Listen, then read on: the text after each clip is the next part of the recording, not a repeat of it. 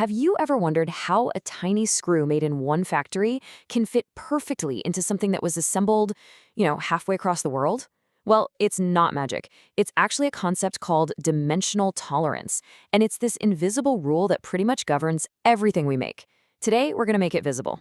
So let's get right to it.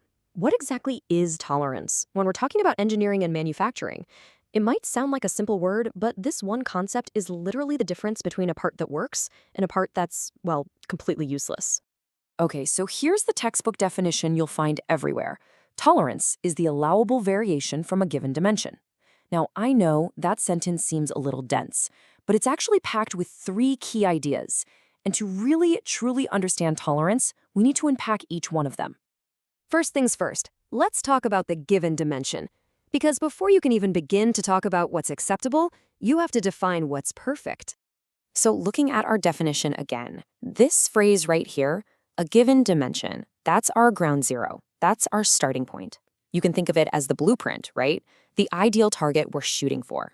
So yeah, the given dimension is that perfect, ideal measurement that exists only on paper. If a blueprint says a part should be exactly 50 millimeters wide, that's it. That's the dimension.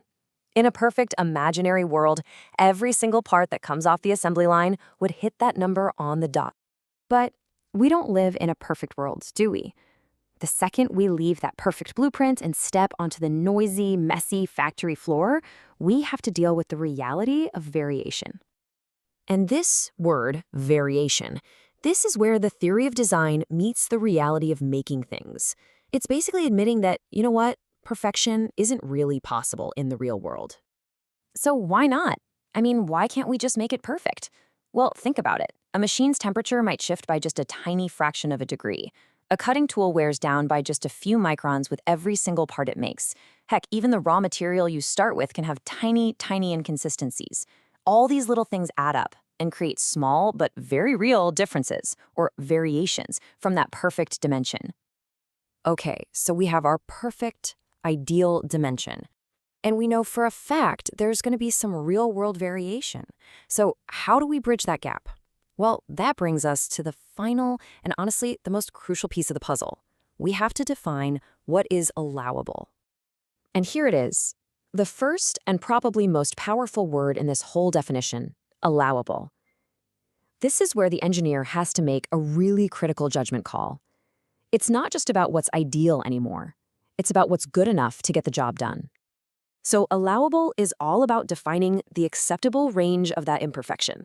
We're basically saying, look, we know it's not going to be perfect, but how close does it need to be to still work properly? Is a tiny variation of 1/1000th of an inch okay? What about 1/100th? This one decision is what determines whether a part gets used or gets tossed into the scrap bin. All right, we've looked at all the individual pieces now, right? The dimension, the variation, and that all-important allowable range. So let's put it all back together and see how it creates the full picture. So here's how it all flows together. It's actually pretty logical. Step 1, you start with the ideal target. That's your given dimension. Step 2, you face facts and acknowledge the reality of manufacturing, that there's always going to be variation. And then step 3, you apply a rule. You decide what's allowable. And those three things together, the ideal, the reality, and the rule, that is what defines tolerance. So now, when we read this again, tolerance is the allowable variation from a given dimension. It hits a little differently, right?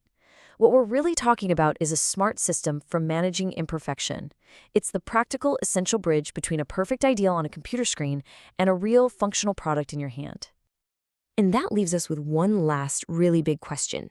If tolerance is all about deciding what's allowable, then who actually gets to decide that? Is it the designer, who's totally focused on performance? Or maybe the manufacturer, who's worried about cost? Or is it the customer, who really just wants the thing to work? That back and forth, that trade-off, well, that's at the very heart of engineering. But it's a story for another time. Thanks for joining me.